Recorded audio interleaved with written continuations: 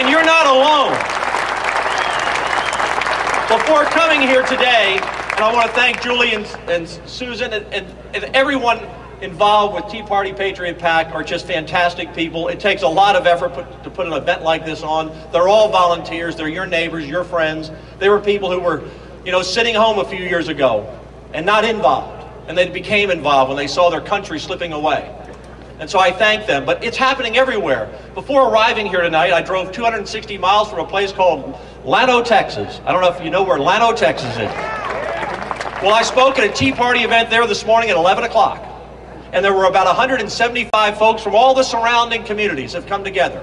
So whether it's in Llano, Texas, or the Woodlands, Texas, there are like-minded individuals who understand what this country was founded upon, who understand we're at great peril, who understand that the freedom, that baton of freedom and prosperity that your parents passed on to you and passed on to me, and that we want to pass on to our children, is at risk. This country is on our watch. And make no mistake, we have seen dark days in this country before. There is no such thing as history. There's only events in the context of time. No one knew exactly how the Revolutionary War was going to turn out. Our founding fathers faced hanging if they had lost. Washington didn't win a battle for 6.5 years.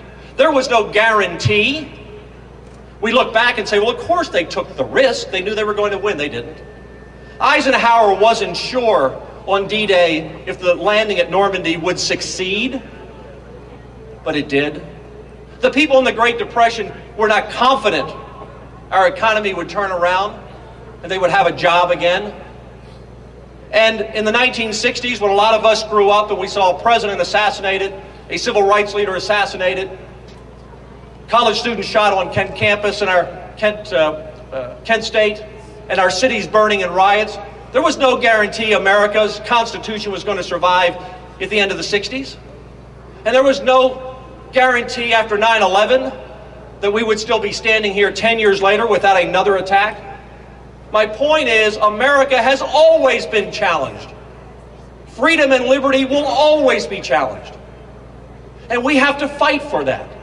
I'm old enough, and many of you in this crowd are old enough, that we have been blessed to spend our entire life in a country where we've had the freedom to work, the freedom to pray as we wish, the freedom to live where we wish, the freedom to raise our children in a safe environment.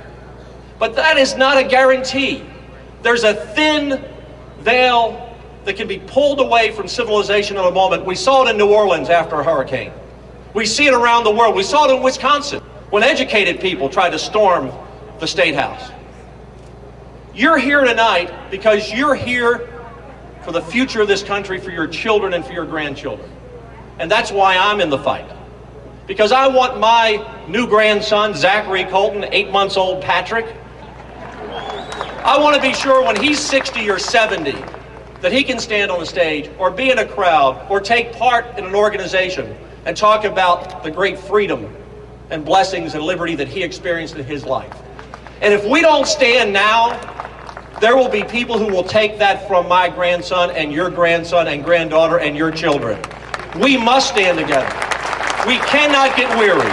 We cannot get tired. We cannot quit. The world is not a safe and stable place unless America is strong. When the world gets in trouble and they dial 911, they may criticize us until they're in trouble.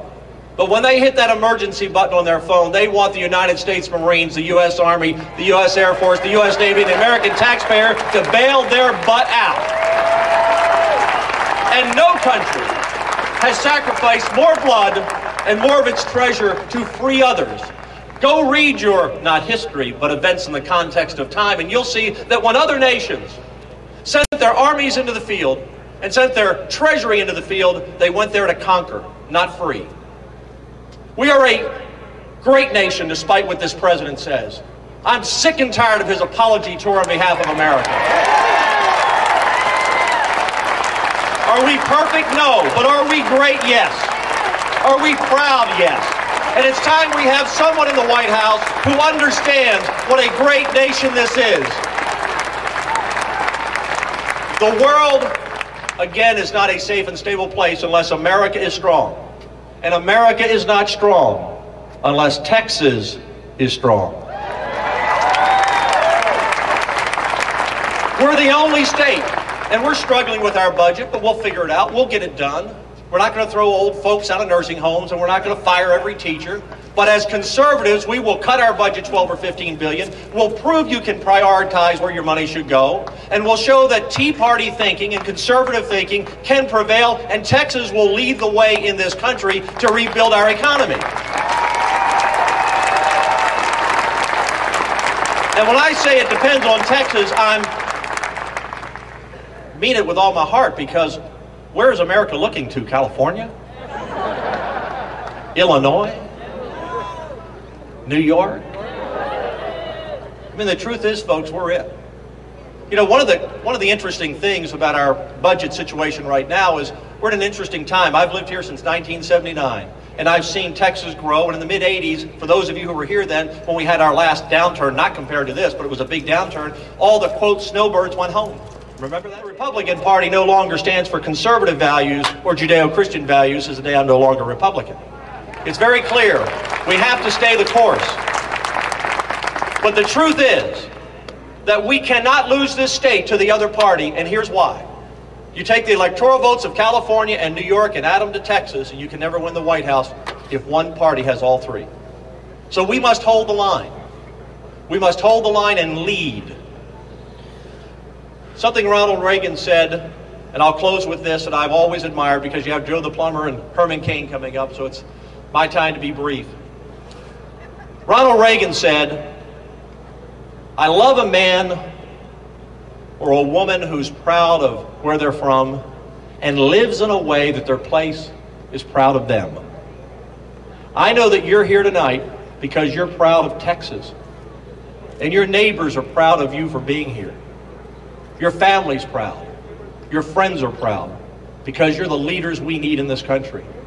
And my goal as a Texas senator, because I'm proud of Texas, is to live my life in a way that Texas is proud of me. You have my commitment to do the best for you. God bless. Good night. Thank you very much.